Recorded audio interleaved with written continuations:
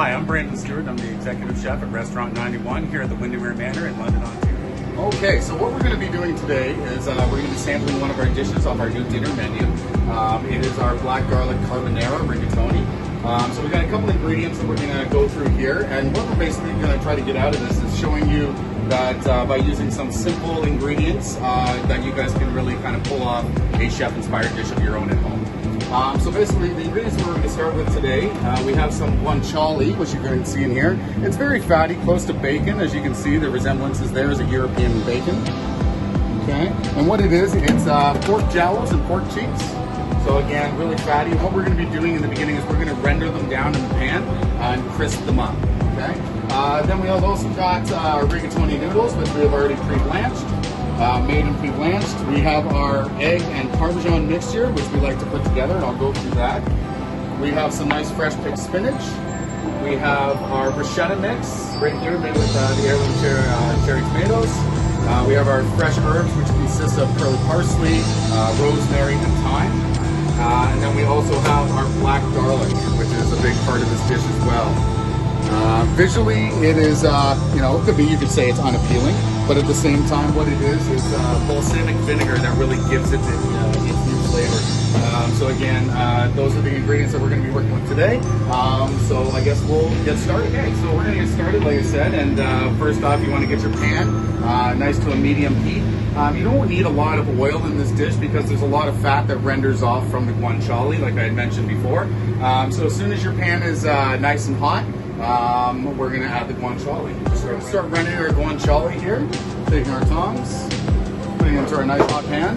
You're going to hear that little bit of a sizzle immediately start. And you're going to want to turn your pan down to a nice medium to low heat, as you don't want the fat to burn before it renders.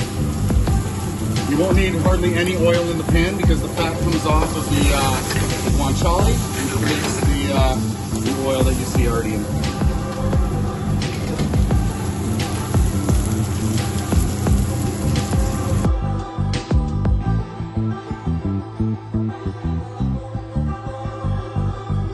Okay, so now as you can see here, we have the guanciale that's rendered over a couple minutes here, nice and slow over the heat. And what you want to do whenever building a pasta is literally start thinking about what ingredients you're going to be placing in the pan, because at the end of the day, you're trying to get all the ingredients to cook and finish at the exact same time. Obviously, the guanciale takes a little bit longer, so we're rendering it down, and now we're ready to build our pasta with the rest of our ingredients. So what I'm going to start with first is I'm going to start with a little bit of our black garlic here. I'm going to grab a spoon. And this one, I'm going to put about 6 garlic cloves. Get a lot of that flavor in there. Okay. And we're going to add our heirloom tomato bruschetta mix. Has shallots, chopped garlic, fresh basil.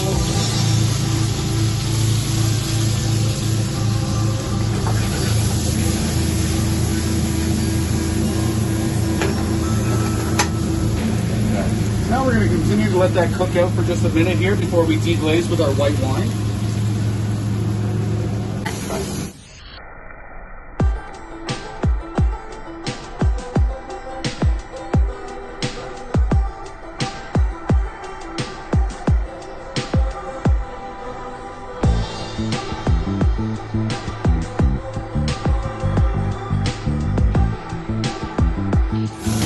Okay, so this is the fun part.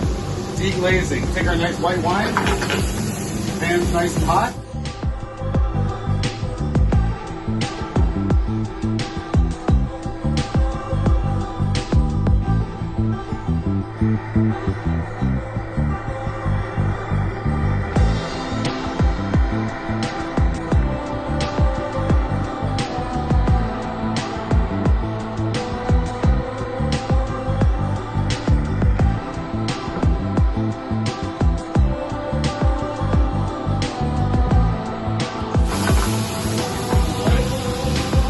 Okay, so now what we're going to be doing here is, for our carbonara, so it's not just like a regular pasta sauce.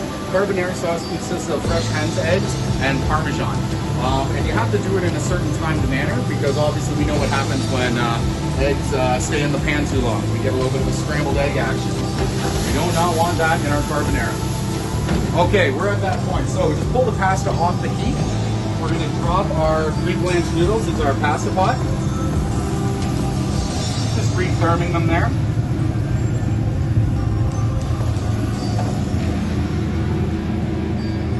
Okay, so now we want to get this. You got to time it out, like I said. What you're going to do is you're going to take the rigatoni noodles with the pasta water and drag it over into the pot. Now the water really helps the pasta sauce come together. Okay, so the starchy pasta water mixed with the fresh hen's egg and the Parmesan is what gives you the creamy carbonara sauce. Okay, so I think we're at that point right now.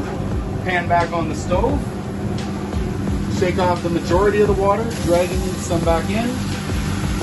Always doing a little bit of salt and pepper, as we know that the noodles are bland. Okay.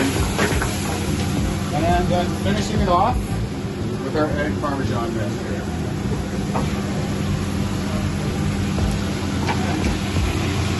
Some fresh herbs and our spinach. Like I said, the water really helps it so that the egg yolks don't overcook, and you're just folding it through, making sure that the sauce coats all the pasta noodles, as we see here. All right, now we're going to go to the plate. Okay, so now we're going to be plating the carbonara dead center into the bowl, trying to get as much height and showing the ingredients that we worked so hard to do. Okay, and there we are. Now the important thing when it comes to plating anything, visualization for most people is half the battle when they go out to eat. You gotta always remember that plating is a big aspect when it comes to restaurant food. People eat with their eyes before they eat with their stomach, so it's a very important aspect.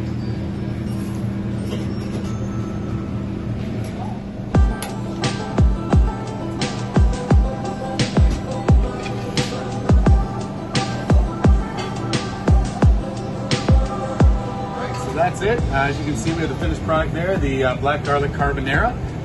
So again, pretty easy to pull off at home. Takes a little bit of prep in the beginning and a couple, unique ingredients, the black garlic and the guanciale. But again, very easy to do, and will be a fan pleaser for sure if you have guests coming over. But again, thank you very much for coming out, and look forward to the next video.